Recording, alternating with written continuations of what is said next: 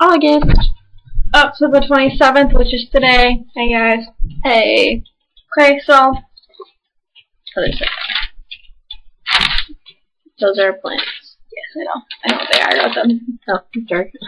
Okay, we're gonna go My Life in August. Paige, hello. Hey.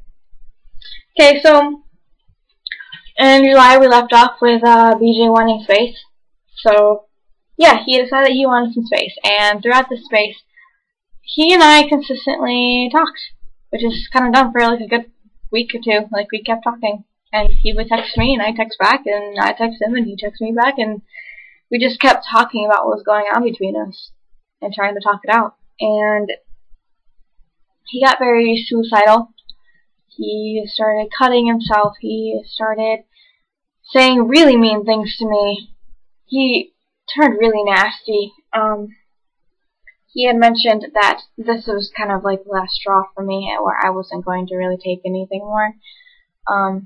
He told me that if he were to commit suicide, he would be writing a letter, obviously, and he would list me as one of the reasons. Oh, I didn't know that. That night, I had spent the whole day crying. Went to work that night, came home, talked to my dad for about 4 hours. The entire time I was crying. My dad called him later that night and told him to basically pull his head out of his ass, stop smoking weed, get his job back, because that's why he lost his job, and basically clean up his life and stop playing the sympathy card with me, because that's not cool and he's being dumb. And he's like, look, Paige was dumb and she made a mistake, but that doesn't give you any right to talk to her like that. Like, how would you feel if someone told you that you'd be the reason for their death? I can't believe that he said that. I'm kind of mad at him now. Can you understand why I'm so angry? Yeah, well, I understood why you were angry before. I just understand more now. And yeah, I still want to be with him. Yeah, I still would marry him in a heartbeat. No, you don't, girl. Yeah. No. Yeah, I know. But, so yeah, that's basically what he did. And then a couple weeks later, or not really a couple weeks, more a couple days to a week later, he finally makes a decision. And he leaves me a voicemail. And he's like, look, I don't know what you want from me. Okay? I just need some space and some time, but I do want to be with you. So basically he's saying, give me space, and when I have enough space, I will be with you.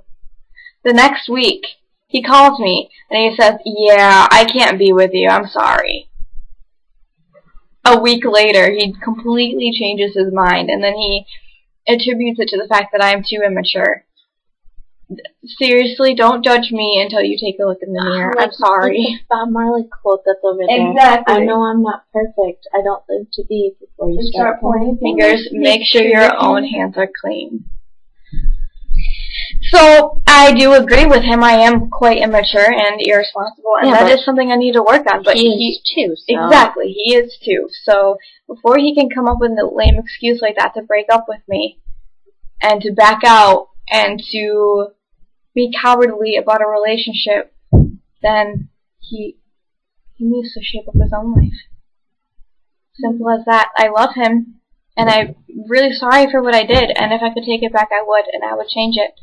If I had the opportunity, I would make him the happiest person in the world if I had that opportunity again, but because I don't have it. What I learned from my own personal experience is sometimes letting go is making them happy. And I know it sucks. is. I know Totally that's one of the options to make him happier, one of the solutions, but at this point, if he were to want to be with me, he wouldn't regret it.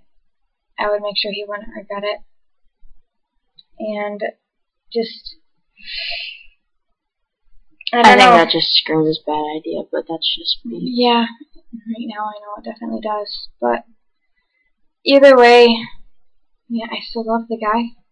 Like, I'm always gonna love him. I was planning on marrying this guy.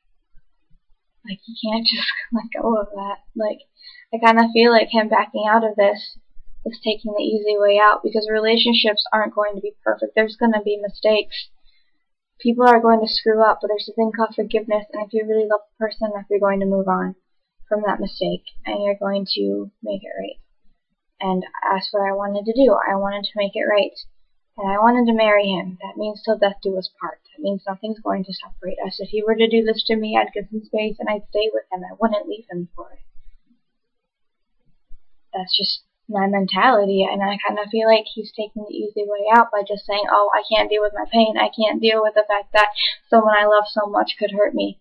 But then you also have to factor in the fact that you guys weren't really married. No. So, I mean, if this happened when you guys weren't married, can you imagine what your actual married life would be like? I feel like you guys would just give each other hell for the rest of your life. I don't think so. I wouldn't do anything like this again. We were fine up until Mark got involved. We were perfectly fine. We were happy and we were good together. A lot of people say we were good together. Even Frederick is still saying that we are very good together and he wants us to get back together. Mm-hmm. He thinks we would be good together, and I completely agree. I think we could be very good together, but it's just definitely not the right time, and he's definitely not the right guy at the moment. I guess maybe he's the right guy, but it's the wrong time. Maybe. I don't know. Either way, have to see how this fruit roll-up just unravels. Either way, it sucks, and I'm depressed all the time, and I'd rather sleep. And if I'm not sleeping and I have to be awake, I really don't want to be normal. I don't want to be right in the head. I want to have something to distract me. I want to smoke all the time.